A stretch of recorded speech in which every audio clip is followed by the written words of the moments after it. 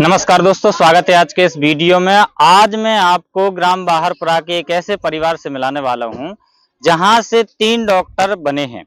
उनका बड़ा भाई भी डॉक्टर बना हुआ है, उनका छोटा भाई भी डॉक्टर बना हुआ है और उनकी बहन भी डॉक्टर बनी हुई है। और सबसे बड़ी बात ये कि ये परिवार बहुत ही सामान्य है और बहुत ही नॉर्मल फैमिली से आते हैं। ये लोग साधारण किसान हैं इनके पिताजी, और इनके परिवार से 3 डॉक्टर बने हैं। इनके 2 भाई एक साथ डॉक्टर बने हैं, जिनसे आज मैं आपको मिलाने वाला हूं। तो आइए चलते हैं। दोस्तों, आज के वीडियो का मुख्य पर्पज ये है कि जिस परिवार से ये डॉक्टर बने हैं, उन्होंने ग्राम बाहरपुरा के मुख्य मंदिर में यानी कोड़ा धाम में इनके माता पिता ने अर्जी लगा रखी थी कि यदि हमारे बेटे डॉक्टर बन जाते हैं तो हम जो है गांव में कन्या खवाएंगे और अपनी श्रद्धा से घंटा भी चढ़ाएंगे। तो उन्होंने आज इस काम को पूरा किया है और डॉक्टर साहब भी आए हुए थे और मंदिर में उन्होंने घंटा भी चढ़ाया है और उनके मम्मी पापा ने यहाँ पर कन्या भोज का भी आयोजन किया हुआ था। तो मैं आपको डॉक्टर साहब से भी मिलाऊंगा, उनकी फैमिली से भी मिलाऊंगा। और तो दोस्तों, ये हैं वो डॉक्टर जो ग्राम बाहरपुरा से पहली बार कोई जब डॉक्टर बन के निकला तो गांव में बहुत सारी चर्चाएं होने लगी कि गांव से एक डॉक्टर बन के निकला है, क्योंकि ये कोई साधारण डॉक्टर तो नहीं है। एमबीबीएस पद पर जाना कोई आम बात नहीं होती एक उस परिवार के लिए जो एक नॉर्मल फैमिली से आते हैं। तो इनसे जानेंगे कि डॉक्टर बनने के पीछे का इनका संघर्ष क्या है और कैसे कठिनाइयों को चलते इन्होंने जो है इस सफर को पूरा किया।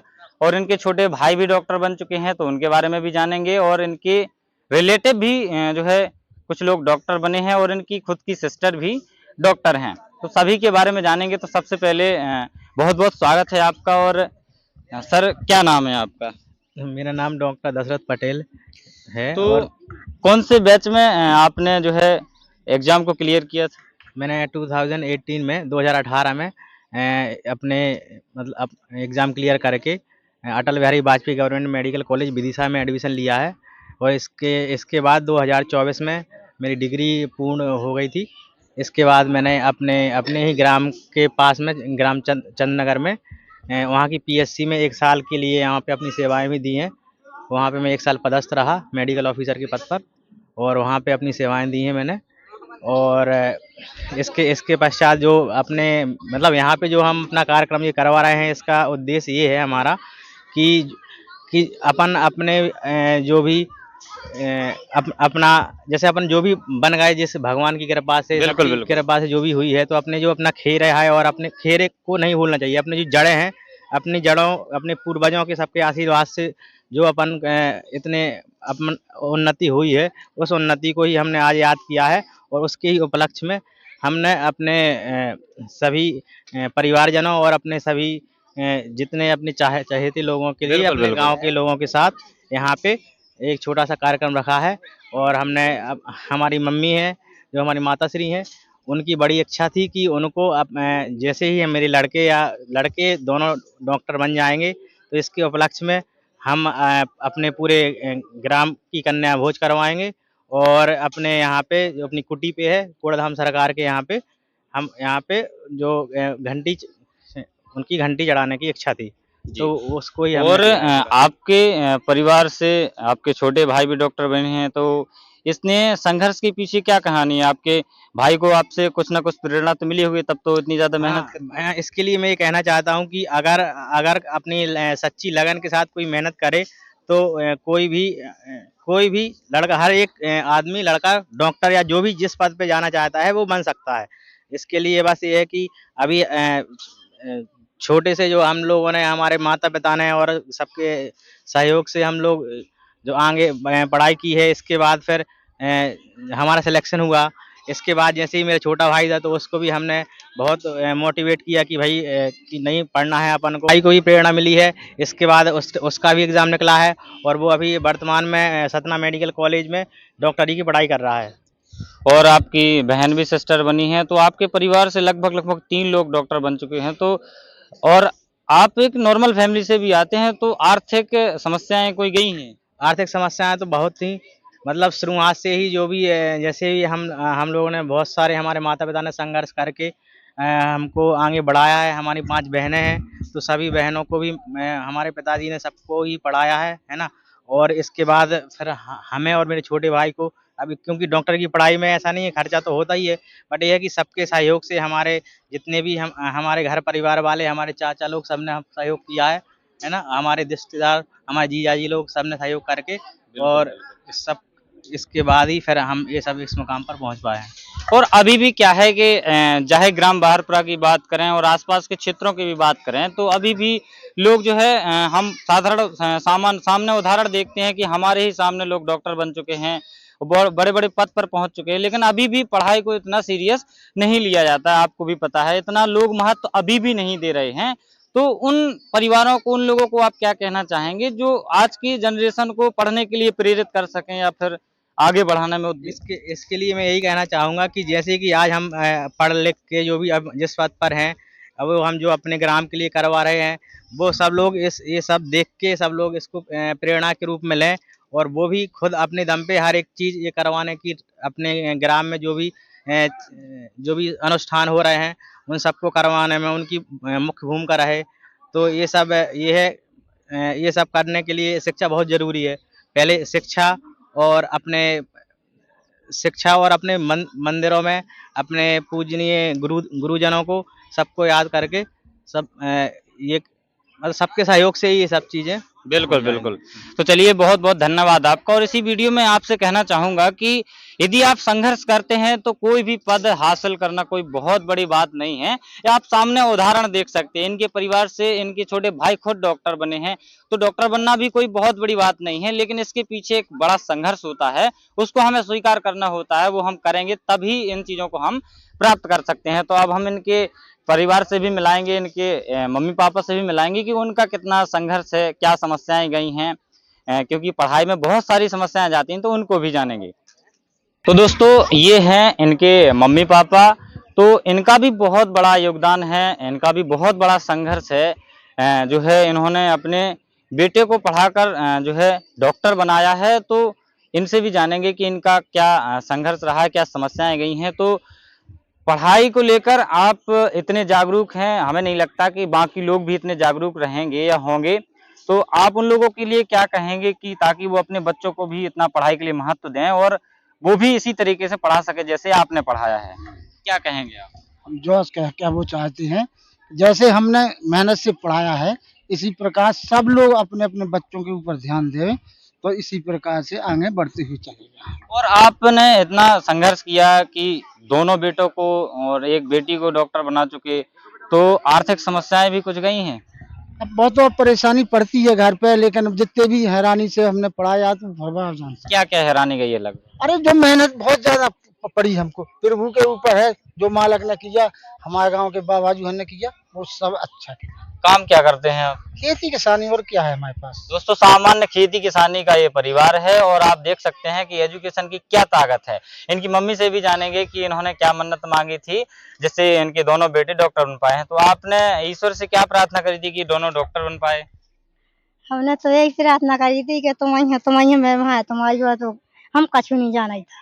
बिल्कुल बिल्कुल। और आज आपने कन्या भोज मैया की और मालिक की, उन्हीं की है पूरी तरह। बिल्कुल। और उपासना वगैरह कोई वैसे किया था, कुछ इच्छा वगैरह? इच्छा है हमने तो कुछ नहीं पहले से कहा हुआ, मना ही मालिक को तो मन तो हुआ। जैसे आपने घंटा भी चढ़ाया है और कन्या भोज भी कराया, तो ये सब कहा था आपने? उन्हीं की महिमा है, मालिक की। बिल्कुल बिल्कुल। चलिए, बहुत बहुत धन्यवाद है। बिल्कुल, ये दोस्तों सामान्य से परिवार हैं, तो मैं बेटी बेटा उन्हीं ने डॉक्टर बनाए हैं। बिल्कुल बिल्कुल। उन्हीं की महिमा है, हम तो नहीं जाना कुछ नहीं, हमें अटका कुछ को। चलिए, बहुत बहुत धन्यवाद। मैं सिर्फ इतना कहना चाहूंगा दोस्तों कि एजुकेशन को महत्व दो, और इस तरीके से यदि हम एजुकेशन को महत्व देंगे तो जैसे ये जो है जितना ये लोग समझदार होंगे, हमें लगता है कि ऐसे अगर सब लोग समझदार हो जाएंगे तो हर एक घर से एक डॉक्टर और एक इंजीनियर, एक पुलिस वाला, न जाने कितने पद पर लोग जा सकते हैं। लेकिन पढ़ाई को जैसे महत्व इन लोगों ने दिया है, इस परिवार ने दिया है, वैसे बाकी लोगों को भी महत्व देना चाहिए, तभी जाकर ये मुकाम हासिल हो सकता है। तो इसी वीडियो जैसा कि आपके गांव से ऑलमोस्ट 3 लोग डॉक्टर बन चुके हैं, जो अभी नई युवा पीढ़ी है इतनी मेहनत करके। तो यदि इस गांव से 3 एमबीबीएस डॉक्टर निकले हैं तो आगे भी ऐसी आशा है कि यदि इसी तरीके से इस गांव में पढ़ाई को महत्व दिया जाता है तो डॉक्टर क्या बहुत बड़े बड़े पद पर भी लोग जा सकते हैं। तो इस गांव के ही नहीं बल्कि आसपास के क्षेत्र के जितने भी गांव हैं उनके लिए आप क्या कहेंगे कि ताकि इसी तरीके से उनकी जो परिवार हैं वो पढ़ाई को महत्व दें, क्योंकि वर्तमान समय में बहुत कम महत्व दिया जाता है। लोग गाँव में उतना नहीं समझ पाते जितना शहरों में आज के समय में शिक्षा को महत्व समझते हैं। आप क्या कहेंगे? पहले तो यूट्यूबर के सभी साथियों को मेरा बहुत बहुत धन्यवाद। जैसा कि एक छोटा सा मेरा गांव बाहरपुरा है, जहां से 2006 में मैं इस बालक को हॉस्टल लेडी बर्ड नौगांव ले गया था। विषम परिस्थिति आने के बाद भी परिवार और मैंने इनका भरपूर सहयोग किया। सहयोग करते हुए चूँकि बालक होनहार था, होनहार होने की स्थिति में हिम्मत नहीं हारी। कठिन परिस्थितियों का भी सामना करते हुए और आज जब बालक ने एमबीबीएस में दाखिला किया तो हम लोगों को अपार खुशी हुई।